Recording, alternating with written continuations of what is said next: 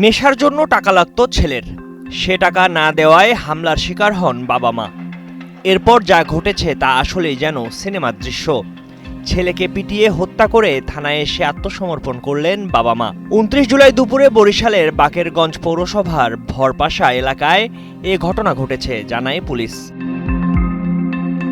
মৃত হাসান গাজী বাকেরগঞ্জ পৌরসভার ৬ নম্বর ওয়ার্ড ভরপাশা এলাকার জাফর গাজীর ছেলে এবং স্থানীয় একটি কলেজের ইন্টার দ্বিতীয় বর্ষের শিক্ষার্থী।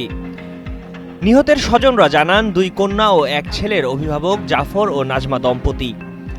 ২ কন্যার বিয়ে হয়েছে, একমাত্র ছেলেকে নিয়েই থাকতেন তারা। ছেলে হাসান ছিলেন মাদকাসক্ত। নেশার টাকার জন্য বাবা মাকে প্রায় মারধর করত সে। ২৯ জুলাই দুপুরে ৫,০০০ টাকার জন্য ঘরে ভাঙচুর করে বাবাকে মারধর শুরু করে। এ সময় তাকে রক্ষা করতে স্ত্রী নাজমা এগিয়ে গেলে তাকেও মারধর শুরু করে। তখন একটি পাইপ দিয়ে হাসানের মাথা ও ঘাড়ে পেটানো হলে ঘটনাস্থলেই হাসান মারা যায়। পরে স্বামী স্ত্রী দুজন থানায় উপস্থিত হন। বাসায় আসতে পর কয়েকজন ওরে ফোন দিছে, তো তারপরে ও আর কি বলতেছে যে আমার ৫,০০০ টাকা দেবা এই মুহূর্তে।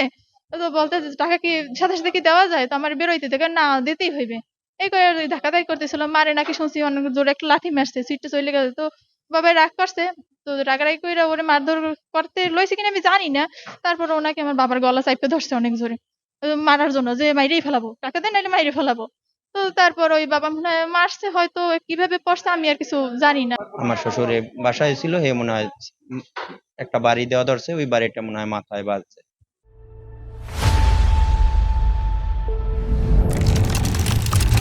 পুলিশ জানায়, বিকেল ৪টার দিকে জাফর গাজী ও তার স্ত্রী নাজমা বেগম থানায় এসে জানান, তারা দুজনে মিলে পুত্রকে পিটিয়ে হত্যা করেছে। তাদের এই বক্তব্য শুনে ঘটনাস্থলে পুলিশ পাঠিয়ে লাশ উদ্ধার করে বাকেরগঞ্জ উপজেলা স্বাস্থ্য কমপ্লেক্সে নেওয়া হলে কর্তব্যরত চিকিৎসক হাসানকে মৃত ঘোষণা করেন। টাকার জন্য তার বাবা এবং মাকে মারধর করছে।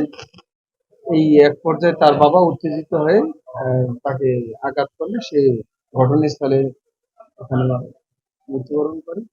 এরপরে তাৎক্ষণিকভাবে তারা থানায় এসে মানে ওই ছেলের বাবা আবু জাফর গাজী এবং মা নাজমা বেগম থানায় আত্মসমর্পণ করলে আমরা তাদেরকে আমাদের হেফাজতে নেই। তারা এখন হেফাজতে আছে।